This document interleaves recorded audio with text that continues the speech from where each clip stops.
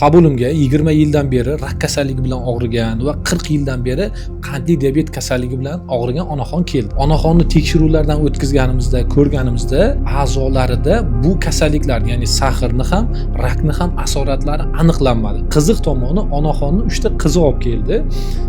Bilishimcha, onaxonni shu 3 ta qizi doimiy nazorat qilib, parvarish qilib, vaqtida shifokorga ko'rsatib, vaqtida tekshiruvdan o'tkazib, shifokor tavsiyalarini o'sha qo'pol qilib aytganda nuqta virgulgacha bajartirib qarab yurishar ekan va buni samarasi endi avvalo Xudodan hech qanday qandli diabet va rak asorat bermagan.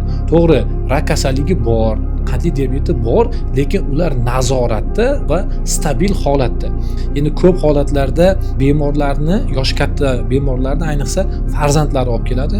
O'g'illari, qizlari, qiz farzandlar ota-onasini shifokorga olib kelsa, ularni xayolida faqat bitta narsa, ya'ni otamni qanday qilib yoki onamni qanday qilib davolash kerak va nima qilsak yaxshi bo'ladi. Faqat shu tomonni o'ylaydi. O'g'il farzandlarda, endi hammasida emas, ba'zi holatlarda kuzataman, sal yengilroq yo'li yo'qmikan, operatsiya bo'ladigan bo'lsa, operatsiya qilmasdan qilsa bo'larmikan yoki davolamasdan ham yoki yengilroq bir ikkita dori bilan qutulsa bo'larmikan yoki mana bu tekshiruvni qilish shartmi deb iqtisodiy tomonlarini ham o'g'il bolalar ko'proq o'ylaydi. Ko'p holatlarda politsiyaga, shifoxonaga ularni ota-onalarni qizlari olib keladi, o'g'illarga nisbatan. Qizlar ota-onasi uchun nima yaxshi bo'lishini bilsa, darhol shuni bajarishga boshqa qaraydi. Boshqa narsani ikkinchi planga o'tkazib qo'yadi.